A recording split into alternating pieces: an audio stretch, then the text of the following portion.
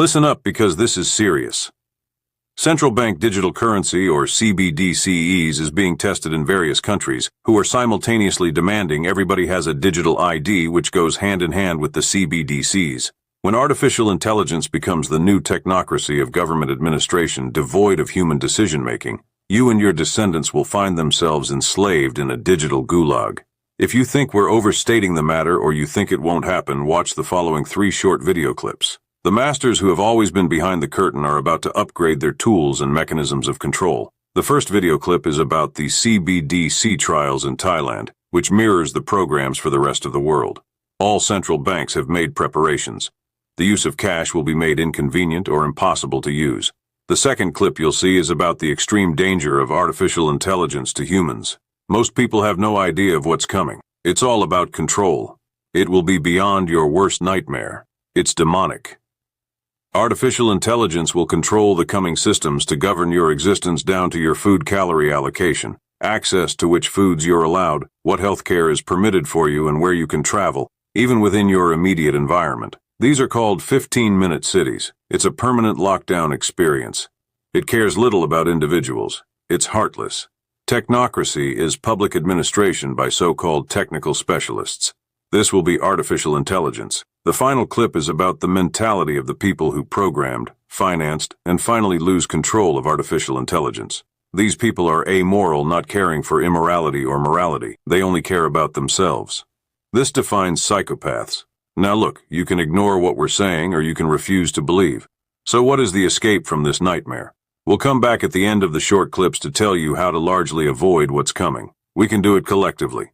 The first pilot was completed successfully last year. It was a 6-month pilot. And then a week ago, the second pilot started. Because the first one was so successful, the second one was launched for 50 million low-income earners, $14 billion, giving away free money, $280 for every person who participates in the pilot, which is 10,000 baht, which is quite a bit of money for the average Thai.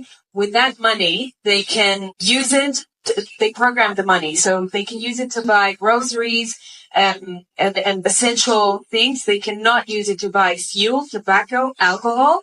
They can use it in 4 kilometers radius from their house. The official excuse is that we want to stimulate the economy, the local community and the economy. And there's an expiry date of 6 months on the money. And everyone that participates in this pilot program has to be registered in the taxation system of the state. And many of the Thai people are not. And this is 50 million people. They onboarded a lot of millions already. It's going very fast. It's going pretty well. I'm following it. It doesn't look good. 2 things that are happening in parallel to the launch of that second pilot, which is huge, is the rollout of a digital ID in Thailand, and the second one is carbon climate taxing. They're both going out in parallel. They have some linkage between them because if you want to be part of the CBDC pilot, you do have to have a digital ID. It's linking to that system.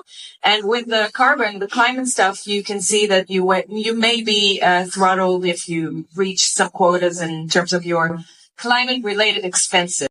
Does humanity know what it's doing? No. I think we're moving into a period when, for the first time ever, we may have things more intelligent than us. You believe they can understand? Yes. You believe they are intelligent? Yes. You believe these systems have experiences of their own and can make decisions based on those experiences? In the same sense as people do, yes. Are they conscious? I think they probably don't have much self-awareness at present. So in that sense, I don't think they're conscious. Will they have self-awareness, consciousness? Oh, yes. I think they will in time. And so human beings will be the second most intelligent beings on the planet. Yeah. We have a very good idea of sort of roughly what it's doing. But as soon as it gets really complicated, we don't actually know what's going on any more than we know what's going on in your brain. What do you mean we don't know exactly how it works? It was designed by people. No, it wasn't. What we did was we designed the learning algorithm. That's a bit like designing the principle of evolution. But when this learning algorithm then interacts with data, It produces complicated neural networks that are good at doing things, but we don't really understand exactly how they do this. Soros makes huge bets on whole countries and economies. Last year, when he saw cracks in the Asia boom, he began selling the currency in Thailand. Traders in Hong Kong followed suit, triggering a financial crisis that plunged much of Asia into a depression. In the last 2 years, you've been blamed for financial collapse of Thailand, Malaysia, Indonesia, Japan, and Russia. Yeah, all of the above. All of the above. Yeah. Are you that powerful? No, I think there's a great misunderstanding. The Prime Minister of Malaysia said that the region spent 40 years trying to build up its economy, and along comes a moron like Soros with a lot of money, and it's all over. He called you a criminal. I am basically there to make money. I cannot and do not look at the social consequences of what I do. This man is a carnivore of the first order. Which George Soros am I talking to now? The amoral George Soros or the moral George Soros? It's one person. It's one person who at one time engages in amoral activities and at the rest of the time tries to be moral. To understand the complexities and contradictions in his personality, you have to go back to the very beginning, to Budapest, where George Soros was born 68 years ago to parents who were wealthy, well-educated, and Jewish. When the Nazis occupied Budapest in 1944, George Soros' father was a successful lawyer. He lived on an island in the Danube and liked to commute to work in a rowboat. But knowing there were problems ahead for the Jews, he decided to split his family up. He bought them forged papers, and he bribed a government official to take 14-year-old George Soros in and swear that he was his Christian godson. My understanding is that you went out with this protector of yours who swore that you were his adopted godson. Yes. Went out, in fact, and helped in the confiscation of property from the Jews. That's right. Was it difficult? Not at all. Not at all. It had no problem at all. No feeling of guilt? No. If I weren't there, of course I wasn't doing it, but somebody else would be taking it away anyhow. So I had no sense of guilt. Are you religious? No.